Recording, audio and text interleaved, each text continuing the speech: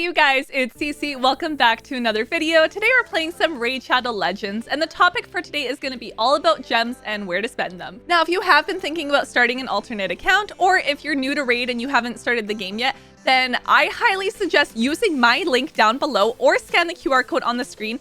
By doing that, my code is actually going to give you a free legendary champion. That is right, you get to start the game off with Elenaril right away, and then at level 25 you're also gonna get a Uugo. And who doesn't want to start the game off with a free legendary? As I mentioned, today's topic is going to be all about gems, and this is kind of just letting you guys know where you can actually use them, how to effectively use them. I'm not necessarily going to be talking about like getting gem packs, how to get more gems, things like that, but I will be making a video on like spending and what type of packs are worth it, so be sure you subscribe so you don't miss out on that coming video. One of the first places we're going to go look at is going to be the shop, and the gems shop specifically. So this is somewhere that you can actually use your gems for different things in game.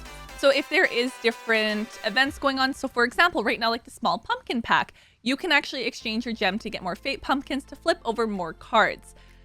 If you are somebody who is not swimming in gems, this is probably not something that I would recommend doing.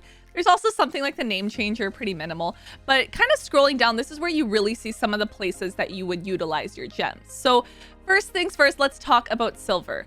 That is not some place I'm going to suggest you guys to use your gems. Do not just straight exchange your gems for silver.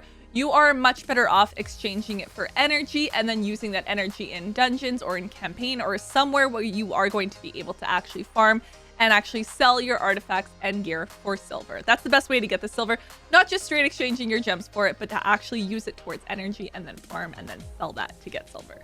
So now that we've said don't use your gems for silver, but energy, that is the #1 place that it's going to make sense for you to actually use your gems is going to be for energy refills. Keep in mind, the more that you level up, this will increase your energy cap.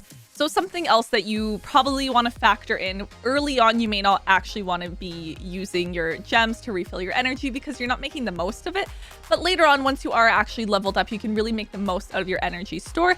But that's probably like the #1 place that is good to actually exchange your gems for, is for those energy refills. Something for you to know in case you didn't already know this, but then the energy cap is going to be 130. They do also have things like the potion pack, which is going to give you some of the potions needed for ascending.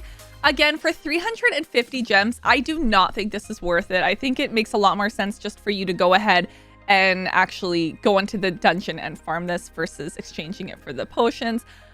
Classic arena refill is not a bad one if you are somebody who is also really trying to rank up towards the end and hit a certain level, or you are really trying to upgrade your affinity bonuses and you're really focusing in on arena, then you can do arena refills. I don't think that's that bad of a place.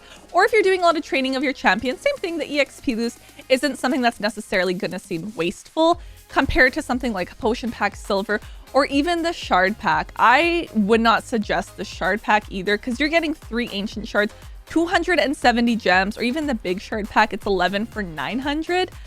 I, for myself, would not consider that to be worth it for something like an ancient shard. A minor exception to that would be like if you know you're close to your mercy and you're like swimming in gems and it's a plethora, then sure, it might make sense to kind of invest a bit in that. But if you are like early game player and you are just like itching to actually summon and pull shards, that's where I mean it won't make sense to actually use gems there. But this is something I actually want to throw and ask you guys. Do you spend your gems on these ancient shards? Is this something that you tend to buy? Is there a certain time that you do it, like when there's events going on? Let me know your thoughts on that. Comment down below. Next, let's actually talk about your gem mine. The gem mine is kind of something that's more like you're playing the long game, where if you initially invest into it, you can also upgrade if you're wanting to. Eventually, yes, it's going to pay off. You will get your gems back, the amount that you spent, and then some. So this is more of a long-term investment. So again, if you're having like extra gems that you're sitting on, you can always, like I personally, I've unlocked it. I will eventually do more of the upgrades on it as well when I feel like I've kind of gotten to that point in a game where I can just wait for them to recoup. It's going to make sense for me to do that. So again, it is something that is a long-term investment. Eventually, you will get your shards back from this. So it is not something that I'm opposed to telling people like, yeah, invest your shards into this. It makes sense because eventually it will. Next, let's look at the Guardian Ring, the sparring pit specifically. This is a resource that you should make sure that you are absolutely utilizing. Even if you do not upgrade it all the way, at least making sure that you're utilizing your first slot definitely makes sense to do that. But again, this is somewhere there it would actually make sense to spend some of your gems. So as long as you have enough that's sitting in your, like, I guess, gem inventory that you can use for the energy, because I'm always going to suggest that be the number one, that you still have gems. Don't completely zero yourself out there. So if you have a bit extra, you're like, okay, I'll unlock another slot in my sparring pit. And then you wait, and then you have extra, and again, you can unlock it, because this is a great place to passively level up champions so that you are able to ascend them and build up fodder so that you can build your champions even stronger. So it's a great place to like passively level things up. So again, over time, I definitely think it makes sense to actually unlock all 5 of these slots. And one of the main things that I think we need to talk about if we're talking about gems is masteries.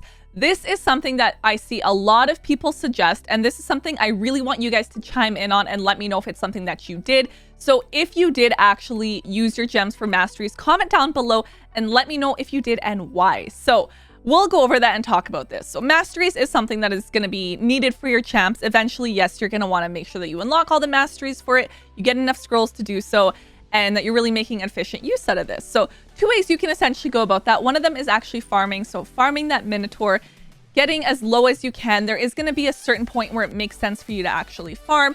And people have done the math on this and been like, as long as you can at least do stage 15, you're factoring in how much energy you'll have to use in there and how much scrolls you're actually going to get back for your masteries to see if that's worth it. But your other option is to actually just spend 800 gems to unlock all the mastery scrolls that you are going to need. So there is an option where you click on it and it says get all scrolls, and it's going to give you your mastery scroll set.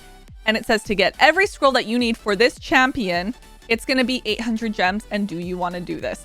This is probably something I've seen a lot of discussion around, and it doesn't necessarily not make sense to do it if it is one of your main champions. So if this is a champion that you are using all day, every day, and you're using it in multiple parts of the game and you want to make the most efficient use out of this, then spending 800 can save you a lot of time on actually farming minnow and trying to get the scrolls. So this is something that I'm going to say, yeah, you know what, if it's one of your main champions to do, it'll make sense to do it. The question is on how many champions would you actually spend these gems on?